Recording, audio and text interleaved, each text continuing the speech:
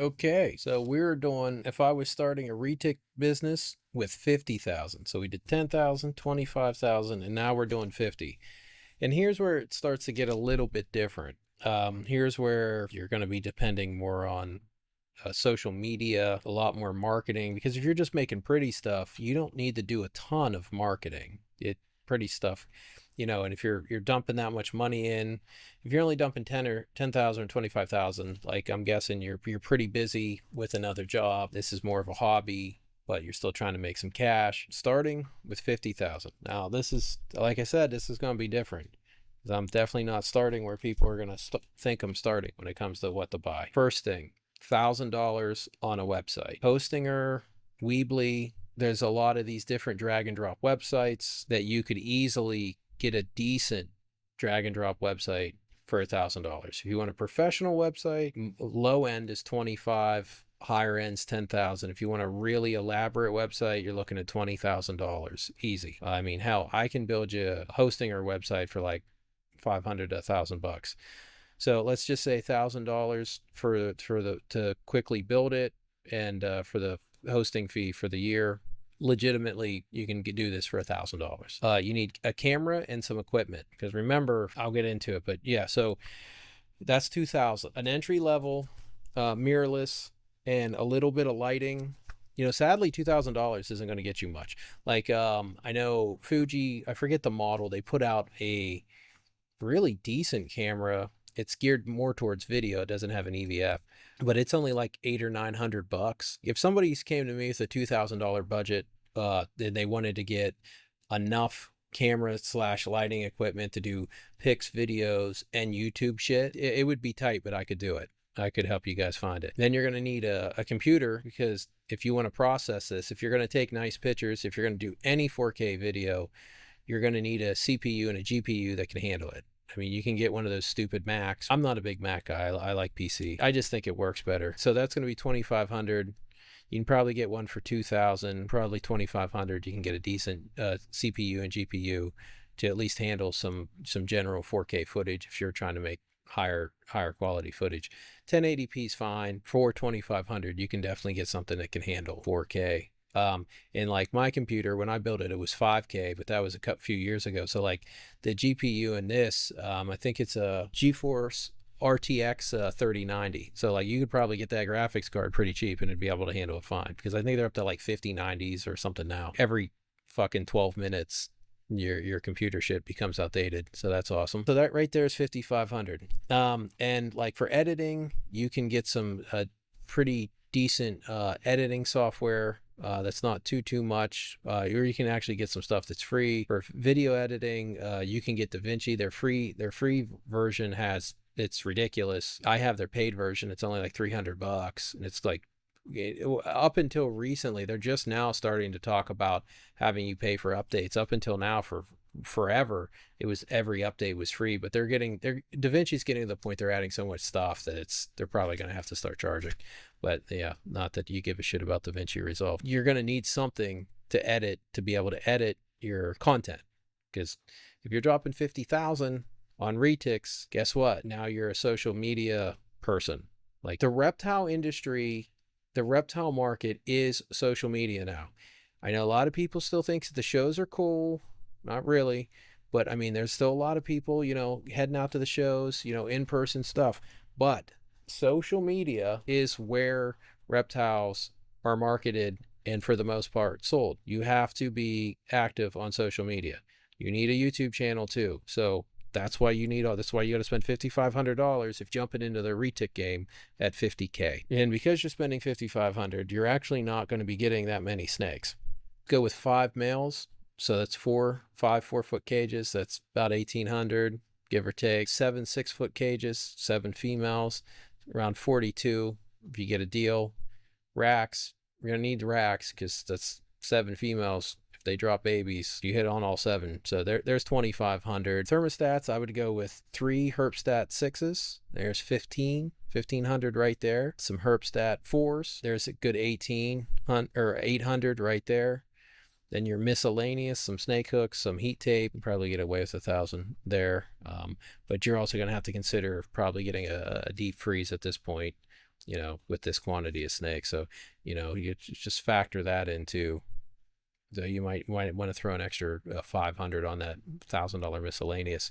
So that really, so your expenses right there, they're about 17,300, so 17,300.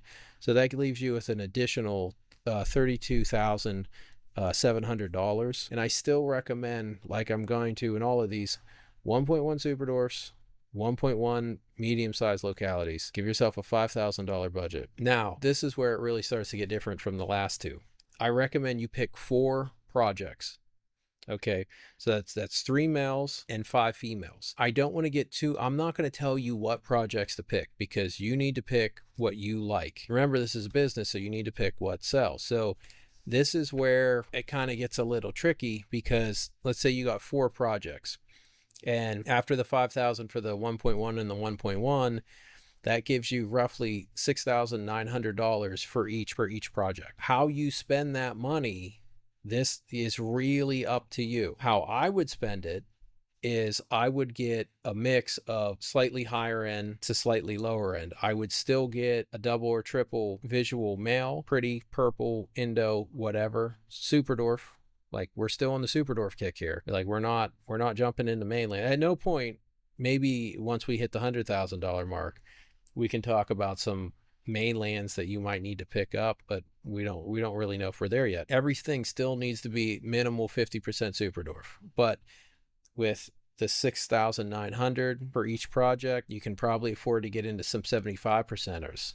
So if there's any 75% purples out there or double visuals, there's 1 male. So you only need to get 2 more males. I would really recommend picking basically a decently high percentage purple whatever project for 1, and then the rest of the projects have them be something that can be tied into each other, whether it's super dwarf anthrax, super dwarf Aztec, which at this price point you're not getting in yet, super dwarf ocelot, because eventually you'll be able to, the hets will come down, you'll be able to get at least into the het project. 1 other high end, so like 2 high end, 2 low to medium end. So that allows you, while you're working on these higher end projects, you can be pumping out some of those lower end pretty animals to start work on recouping your money, because that's the first thing you want to do, is you want to try to get back to even. See, the 10,000 and 25,000, that's so low. As long as you have as long as you have your first season's good and you hit on your females,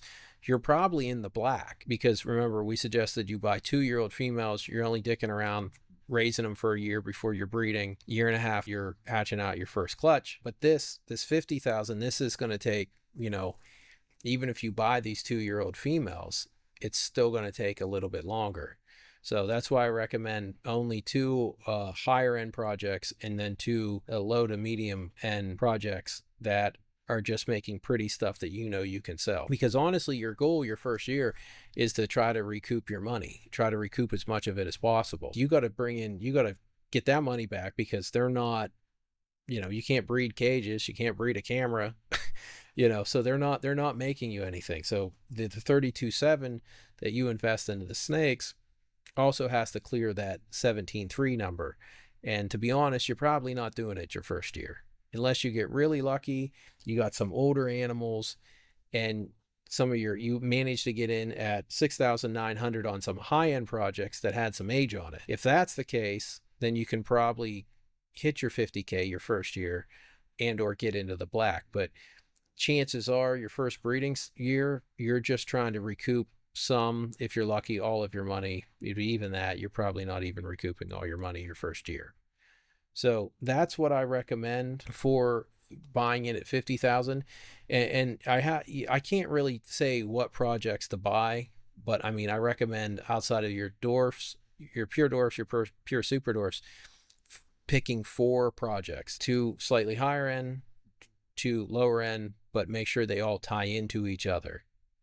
You know what I'm saying? So like, say somebody produces something that's a little more expensive, like an Indo caramel, super dwarf whatever, or some hets, and that'll allow you to tie that into your lower end purple albino super dwarf stuff, because you can make orange glows.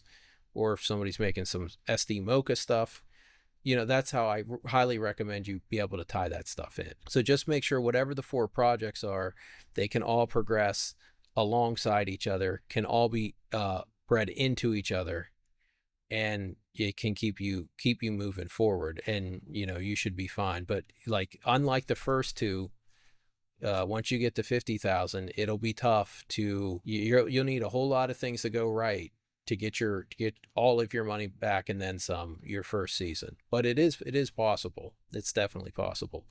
But as far as the website, the camera, and the computer, that's where, if you want to actually make it and you're taking this a little bit more seriously, trying to make a little bit more money, if you're not putting your time into social media, if you're not making YouTube videos, you're almost kind of wasting your time. And if you don't believe me, go on Morph Market and just look at some of the names on there selling retics. You'll have no idea who they are. Never heard of them before, never seen them on YouTube, never seen them on any of the social media.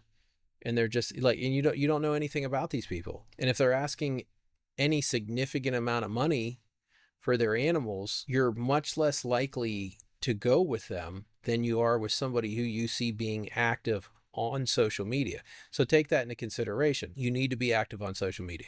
And if you're spending $50,000, that means you're pretty serious about wanting to do this as on more of a business level. So do what the market requires. And what the market requires is you making content about your animals. So do that.